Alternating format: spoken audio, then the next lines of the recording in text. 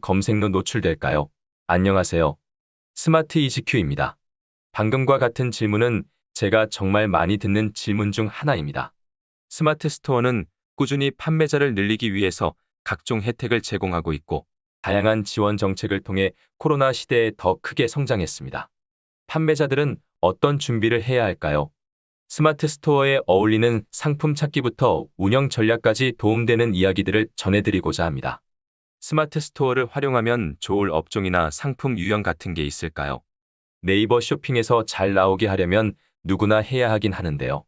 특히 나만의 주제를 가진 사람들이 하면 훨씬 더 좋습니다. 상품 수가 적고 작은 규모의 분들은 다른 스토어의 경우는 초기 진입이 어려운데 스마트 스토어는 가능합니다. 나만의 주제를 가지고 작게 스토어를 운영하는 분들도 블로그처럼 재밌게 운영하면서 상품을 팔 수 있습니다. 상품은 트렌디하고 검색을 해서 사게 되는 키워드가 있는 상품이 좋습니다. 예를 들어 의류나 패션 쪽은 검색보다는 노출되는 콘텐츠를 보다가 사는 경우가 많은데요. 그런 상품은 개인들이 판매하기 어렵습니다.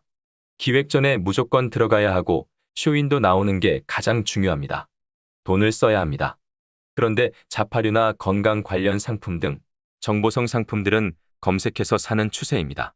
그런 게 스마트 스토어에서는 괜찮습니다. 경쟁이 치열한 분야도 있습니다. 하지만 자기 주제를 가진 사람이 스토어를 하면 좋겠다 하는 이유가 그 사람들만이 알고 있는 상품이 많다는 측면에서입니다. 요즘 소비 성향이 많이 달라졌는데요. 유명한 브랜드 상품보다 나를 표현할 수 있는 맞춤형 상품을 선호하는 경우도 많습니다. 예를 들어 30대는 모르는 10대 키워드의 상품들을 많이 알고 있는 분들이 있는데 아이돌 굿즈, 인싸템 같은 것들이 있죠. 그런 시장을 발굴해서 나만의 상품을 팔기에는 스마트 스토어가 좋습니다. 나만의 맞춤 상품을 찾는 니즈가 계속 늘어나기 때문에 시장은 계속 확대할 거라고 생각합니다. 우선 키워드 공부를 많이 합니다. 잘 팔리고 많이 찾는 검색어를 머리에 넣는 것이죠. 중국 타오바오에 가서 해당하는 상품들 다 수집하고 그 상품을 한국에서 다시 찾습니다.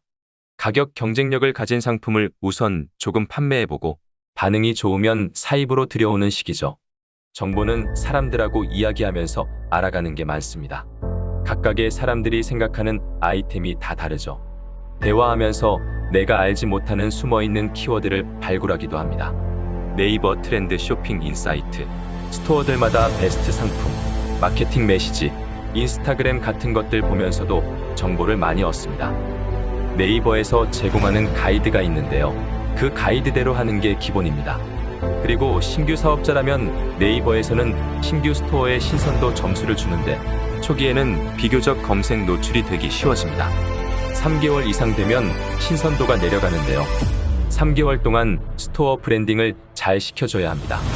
스토어 찜 등을 활용해서 스토어로 고객들이 다시 오게 하고 재구매 고객을 늘려주고 상품도 늘려주고요. 스토어가 성장하는 모습을 보여줘야 하는 거죠. 상품 검색 결과 분석도 자주 해야 합니다. 상품명 점검하면서 놓치는 키워드가 없는지 분석합니다. 순위가 안 나오면 이미지도 바꿔보고 상품명도 리뉴얼해봐야 합니다. 검색봇이 상품을 바꿨네 인식할 수 있도록 해야 한다는 것이죠. 원래 블로그 로직에서 스마트 스토어 로직도 발전한 거 아시죠?